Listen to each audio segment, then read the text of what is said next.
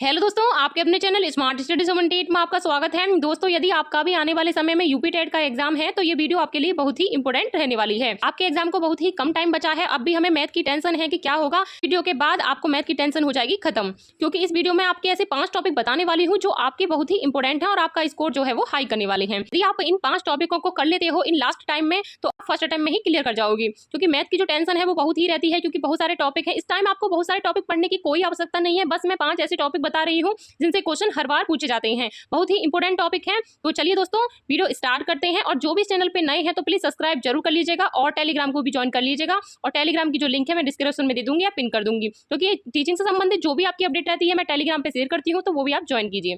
ठीक है दोस्तों, अब चलते हैं आपके मैथ के टॉपिकों को। तो पहले टॉपिक की बात करते हैं। तो पहला टॉपिक आपका कौन सा आता है? तो देखिए, पहले जो टॉपिक आता है वो आपका नंबर सिस्टम से आता है और सिंप्लीफिकेशन से आता है। तो आपका जो नंबर सिस्टम है ना, नंबर सिस्टम में बहुत सी सारी चीजें आती हैं, लेकिन आपको बहुत सारी चीजें नहीं करनी है इस टाइम मैं जो इंपॉर्टेंट बता रही हूँ ना, ये आपको बहुत ही इंपॉर्टेंट है। इससे ज्यादा आपको करने की भी आवश्यकता नहीं है, क्योंकि इस नंबर सिस्टम में बहुत सी ऐसी चीजें हैं जो इस टाइम आपको नहीं करनी है, बहुत कुछ छोड़ना है।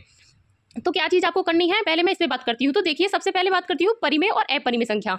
दोस्तों, यहाँ से क्वेश्चन हर बार आता है कि परिमेय संख्या क्या होती है, अपरिमेय संख्या क्या होती है। यहाँ से थोड़ा अलग अलग टाइप के क्वेश्चन बनते हैं। अगर ये आपको परिमेय और अपरिमेय में थोड़ा अंतर पता चल जाएगी तो इससे आपका क्वेश्चन हम पर बनने लगा।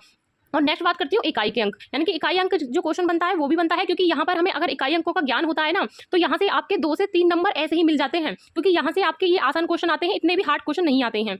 बस यानी इकाई अंक का रूल पता होना चाहिए, बाकी इसमें आपको ज्यादा इतना डीपली पूछेगा नहीं। यानी आपके यही पूछेगा कि इसमें इकाई अंक कौन सा है, तो हमें नियम याद है तो आप आसानी से कर लोगे। इस टाइम लास्ट टाइम आपको इनके नियम जरूर पढ़ने चाहिए। और ये परिमेय संख्या क्या होती है, परिमेय संख्या क्या होती है, ये भी आपको लास्ट टाइम आपको पढ़ के जानी है। यहाँ से क्वेश्चन हर बार आते हैं।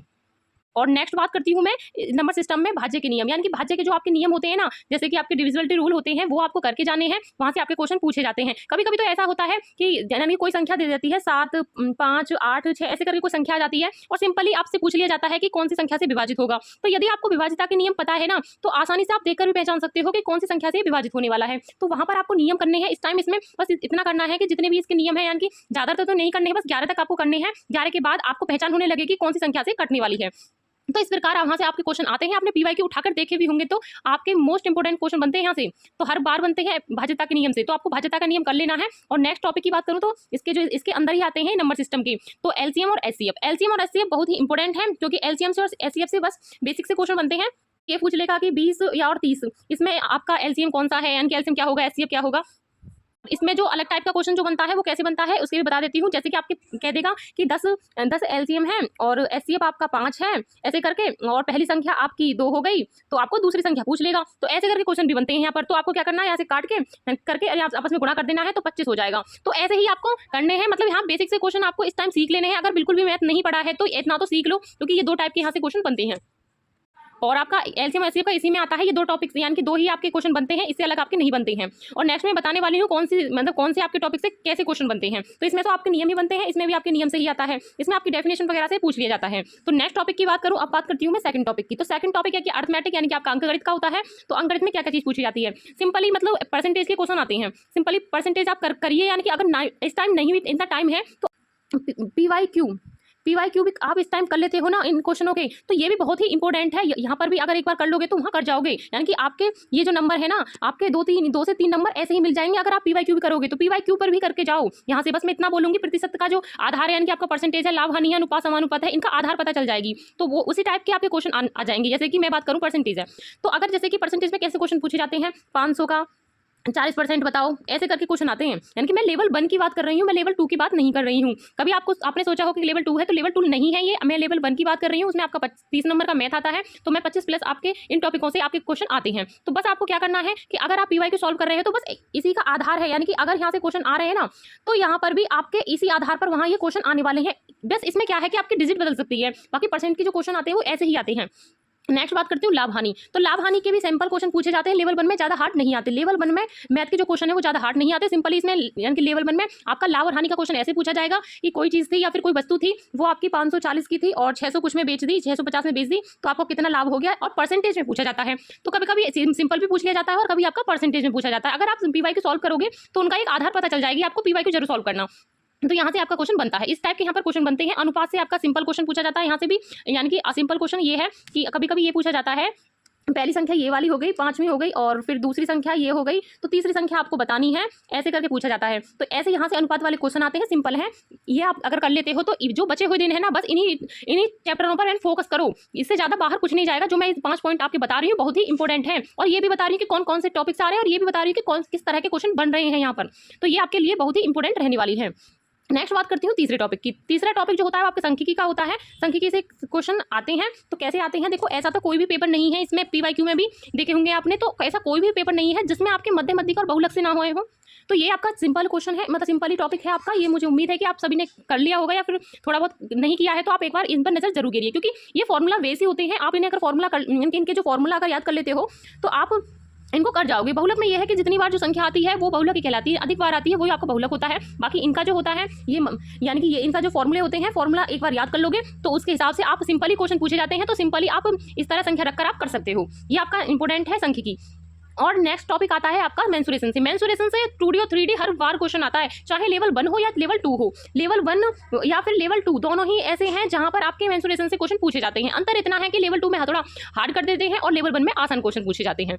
देखिए, अगर देखो वैसे तो आपके लेवल मतलब लेवल कोई सा भी हो, ये आपके आते हैं फॉर्मूला बेस। तो फॉर्मूला बेस आपको करने हैं। बस क्या करना है कि जितने भी आपको, जैसे कि मैं ये बता रही हूँ कि बेलन हो गया, शंकु हो गया और गोला हो गया, ये मतलब जो आपको टॉपिक बता रही हूँ, इनके मतलब क्या करना है, इनके फॉर्मूले याद करने हैं। और फॉर्मूले भी कौन से याद करोगे, जिसमें आपका आयतन और आपके क्षेत्रफल, जो भी आपके क्षेत्रफल और आयतन से संबंधित फॉर्मूले हैं ना, इन्हें ज़्यादा याद करो। यहाँ से आपके क्वेश्चन बनते हैं, क्योंकि आपसे पूछता है कि इसका आयतन क्या है, इसका क्षेत्रफल क्या है, यानी कि ऐसे संपूर्ण पृष्ठ क्षेत्रफल पूछ लिया जाता है। तो कभी कभी तो ऐसा होता है कि इनके फॉर्मूले भी पूछ लिए जाते हैं। तो आपको फॉर्मूले याद करोगे, उसके 2 प्रॉफिट हो जाएंगे कि आपको फॉर्मूला भी याद हो जाएगा, उससे आपके क्वेश्चन भी निकलेंगे। तो आपको ये तो करके ही जाने हैं, क्योंकि इसमें आपके कम से कम बता रही हूँ कि इसमें आपके 3 से 4 क्वेश्चन आते हैं। इसके आने ही आने, कभी फॉर्मूला पूछ लेता है तो कभी क्वेश्चन दे देता है। तो ये आपका वेरी इंपॉर्टेंट है। ये आपको अभी से तैयार करके जाना है, और जाने से पहले इन टॉपिकों को जरूर कर लेना, बहुत ही इंपॉर्टेंट है।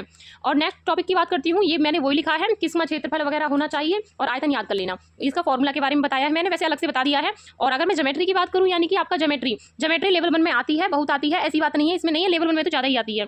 तो इसमें भी आपकी याद करने की चीजें हैं, अगर थोड़ा बहुत कर लोगे। जैसे कि त्रिभुज के प्रकार, जैसे त्रिभुज कितने प्रकार के होते हैं ये भी आपको पता है। त्रिभुज के सूत्र वेरी वेरी वेरी इंपॉर्टेंट है आपके फॉर्मूले। और यहाँ पे कोण हो गया, कोण से आपके क्वेश्चन हर बार बने हैं। और नेक्स्ट बात करती हूँ आपके कोणों के प्रकार, जैसे कि आपका न्यून कोण हो गया, समकोण हो गया, या फिर आपका वृत्त कोण वगैरह हो गया, ये सारे प्रकार पूछ लिए जाते हैं। पता है कोणों से क्वेश्चन कैसे आते हैं? कोणों से जो क्वेश्चन आते हैं वो आते हैं, जैसे कि आपसे पूछता है कि 180 और 90, 180 और 90 के बीच में जो कोण आता है वो कौन सा होता है। तो कोणों के जब आपको प्रकार पता होगी तभी तो बताओगे। तो यही तो बस, कोणों का प्रकार आपको पता होना चाहिए, 180 और 90 के बीच कौन सा कोण आता है। तो इस प्रकार वहां से क्वेश्चन बनते हैं, डायरेक्ट क्वेश्चन पूछे जाते हैं इसमें। तो ये आपको कर लेने हैं, बहुत ही इंपॉर्टेंट है। जो भी मैंने ये आपके 5 टॉपिक बताए, एक तो ज्योमेट्री से हो गया, और ये आपके मेंसुरेशन से है, और सांख्यिकी का है, और आपका अंकगणित में, और आपके ये नंबर सिस्टम। ये आपके 5 टॉपिक आपके बहुत ही इंपॉर्टेंट है। और ये अंत टाइम पे आपको, यानी कि आप ज़्यादा टाइम नहीं है, बस इनके ज़्यादा से ज़्यादा जितना फॉर्मूला हो सके ना उनको रटो। यानी कि ये चीज़ें मैथ में इतना है कि अगर फॉर्मूला भी याद कर लोगे ना, उसके आधार पर आप क्वेश्चन कर ले जाओगे, क्योंकि इसमें लेवल 1 में आपके फॉर्मूला बेस्ड क्वेश्चन आते हैं। तो यदि आप इन 5 टॉपिकों पे ध्यान देते हो तो यानी कि आपका जो स्कोर है बहुत ही हाई हो जाएगा, यानी कि आप आसानी से 25+ अंक कर जाओगे अगर इस टाइम आप इन 5 पर फोकस करते हो। यदि आप टॉपिक पूरा भी नहीं उठाते हो ना, अगर PYQ कर लेते हो ना इनके आधार पर, तो इन्हीं के आधार पर आपके क्वेश्चन, मतलब इन्हीं के आधार पर आपके क्वेश्चन बनेंगे, क्योंकि संख्या अलग हो जाएगी, बाकी आपका आधार यही रहेगा। इसलिए ये बहुत ही इंपॉर्टेंट है। 5 टॉपिक की जो PDF है मैं टेलीग्राम पे शेयर कर दूंगी, वहां जाकर आप देख सकते हो। टेलीग्राम की जो लिंक है मैं पिनअप कर दूंगी, वहां से आप डायरेक्ट टेलीग्राम को ज्वाइन कर लेना, ठीक है। मिलते, और फिर भी आपका कोई डाउट रहता है दोस्तों, फिर मुझे कमेंट में जरूर बताइएगा, और कौन से टॉपिक पर आपको ट्रिक चाहिए तो वो भी मुझे कमेंट में जरूर बताइएगा। मिलते हैं हम नेक्स्ट वीडियो में, तब तक के लिए धन्यवाद।